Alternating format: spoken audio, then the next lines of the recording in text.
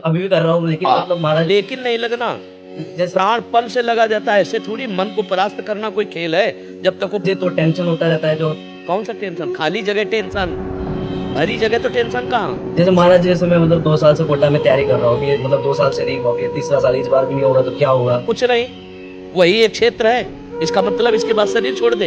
या ऐसे मूर्खतावत बच्चे तो अपने शरीर का आघात कर लेते हैं। हर एक जगह हम परास्त हो गए तो क्या हमारा जीवन ही नहीं रहा।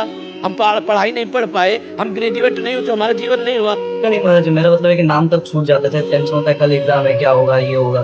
टेंशन क्यों लेते हैं यार, समय से पढ़ो और भगवान का स्मरण करो और आएगा तो पढ़ाई के अंदर ही।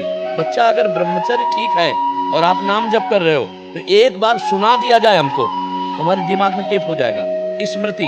ब्रह्मचर्य में वो पवित्र स्थिति है। तभी तो हम कह रहे हैं आज के जो बच्चे हैं ना, ब्रह्मचर्य का नाश करते हैं, स्मृतिहीन हो रहे हैं। अब डर लगता है परीक्षा से, परीक्षा ऐसे फेल हम कैसे हो जाएंगे। अगर हमसे चूक हुई है, हम फेल हो जाते हैं तो बर्दाश्त है, अगली बार हम फिर और पढ़ाई पढ़ेंगे, अगली बार हम और हिम्मत करेंगे।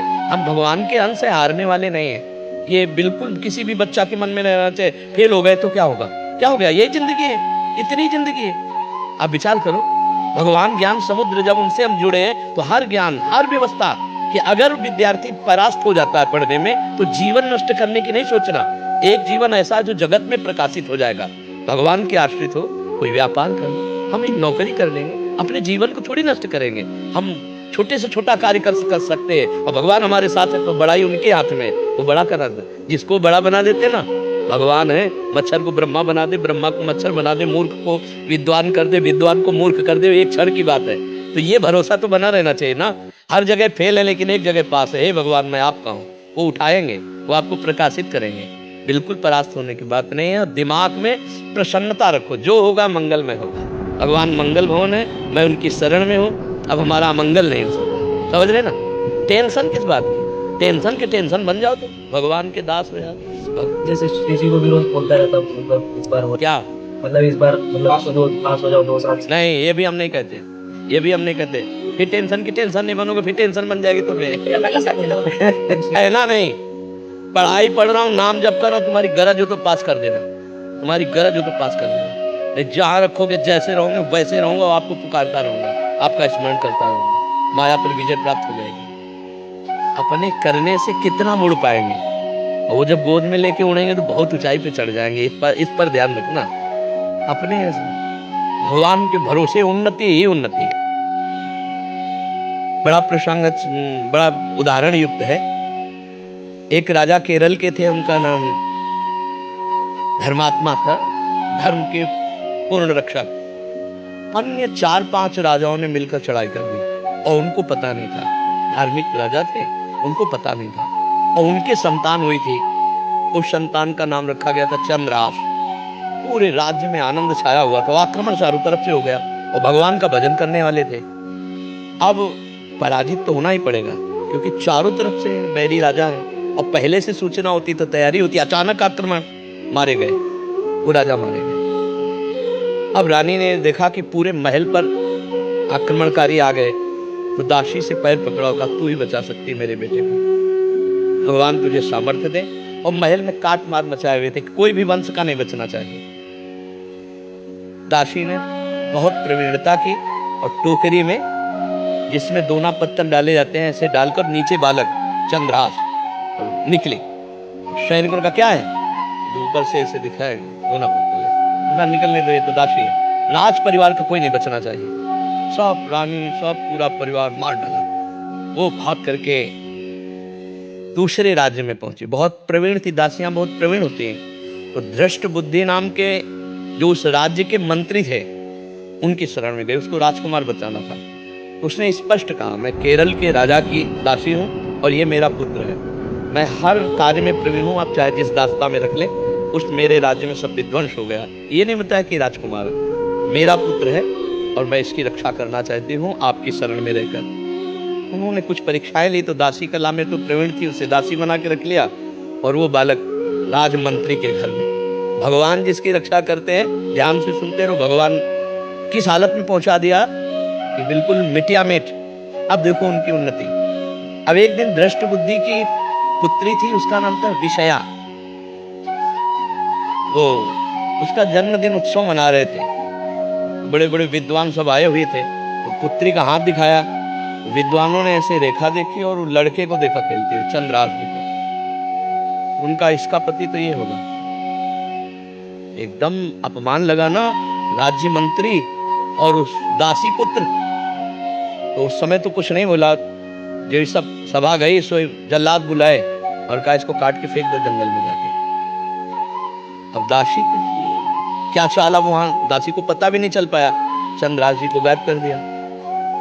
अब चंद्रास जी को जंगल में ले गए और उनको देवर्षि नारद जी ने जब यहाँ दासी पुत्र बनकर के रह रहे थे तो एक छोटा सा शालिग्राम दिया था, कहा था मुख में रखे रहना, चरणामृत पान करते रहना और कृष्ण कृष्ण कृष्ण ऐसा बोलते रहना। जो भगवान का भजन करने वाले पिता थे, उसी के प्रभाव से देवर्षि नारद जी ने चंद्रास जी को नाम का उपदेश किया। जब वो जल्लाद जंगल में ले गए, बोले बेटा तुम्हें पता हम क्यों लाए?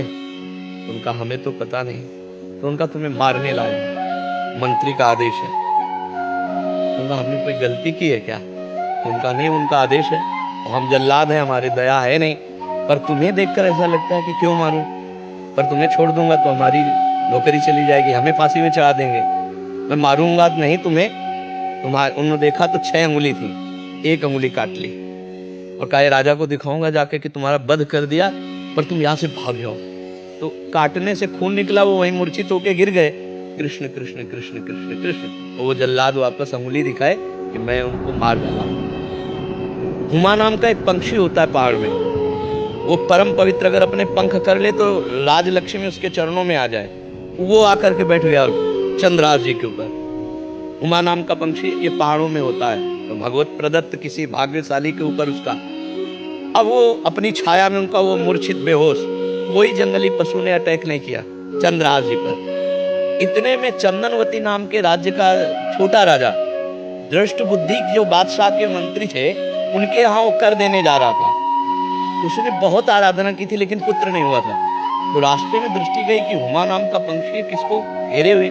तो जब गए तो देखा चंद्रास जी, सुंदर राजकुमार और अंगुली कटी हुई, तुरंत पट्टी बांधी और लेकर के वापस चले गए। वहां नहीं गए कर देने, बड़ा उल्लास मनाया कि भगवान ने तो, हमने इतनी आराधना की, हमारे पुत्र नहीं हुआ लेकिन भगवान ने पुत्र दिया, मैं इसे राजकुमार पदवी देता। छोटा राजा अपने राज्य का राजकुमार बना करके पालन पोषण किया और 10 वर्ष हो गए। वो कर देने नहीं गया बादशाह के यहाँ।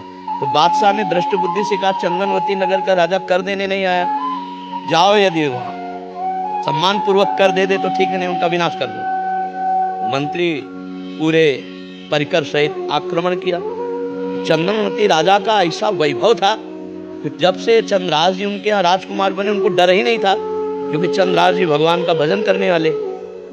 दृष्टि बुद्धि नजदीक आया और कहा कर दे दो, नहीं तो युद्ध करो। तो उनका वैसे युद्ध की जरूरत नहीं, पर हम तुम्हें कर नहीं देंगे, हम समर्थ राजा हैं।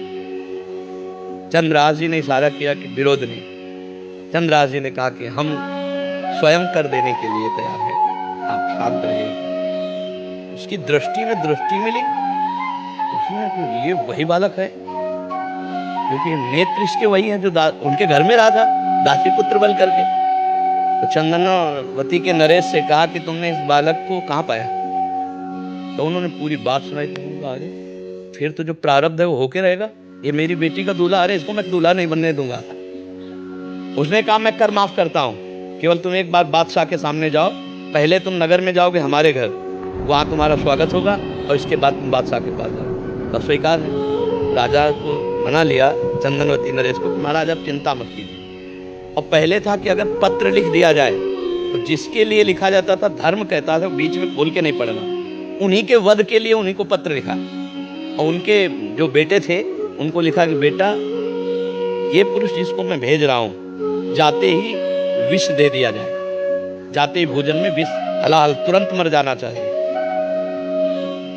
तो उन्होंने ऐसे खोस लिया मुकुट के साइड में और गए।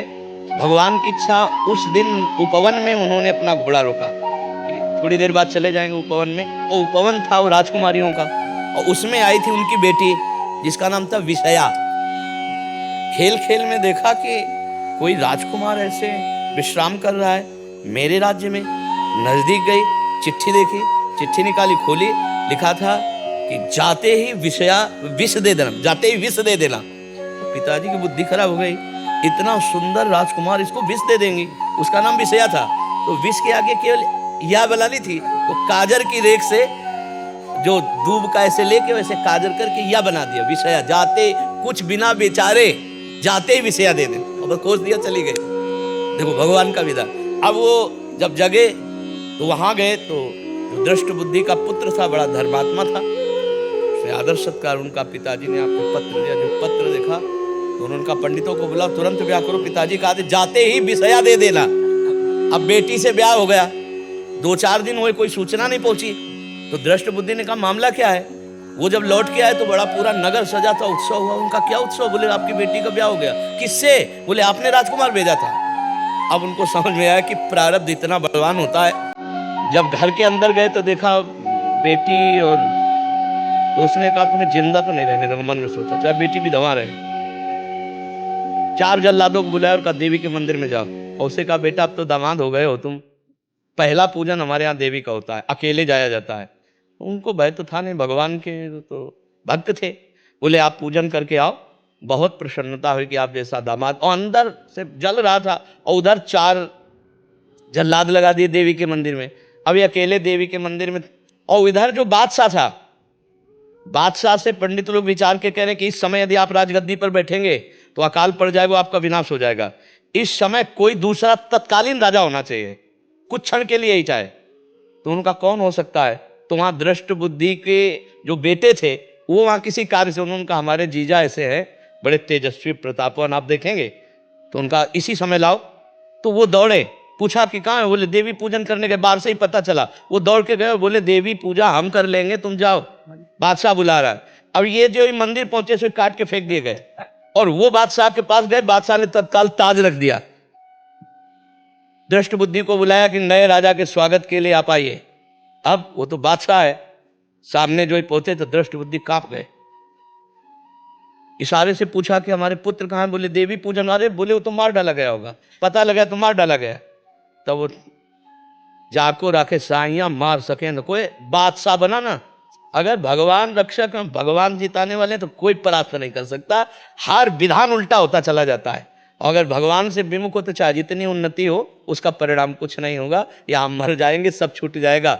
नाम भगवान का, वास्त्र भगवान का, वो उठाते हैं तो उठाते चले जाते हैं ना। तो कभी भी डिस्टर्ब नहीं होना चाहिए। ये बात कभी नहीं लानी चाहिए कि मैं शरीर छोड़ दूं किसी भी विषय में, हार जाए या किसानी में कोई व्यवधान या पढ़ाई में। अरे हम फिर जीतेंगे यार, संघर्ष ही जीवन है। उसके लिए थोड़ी है कि जीवन ही नष्ट कर दो। तो जीवन नष्ट करने के बाद वहाँ कोई विश्राम स्थल थोड़ी बना है, फिर भेज दिए जाएंगे नीची योनियों में।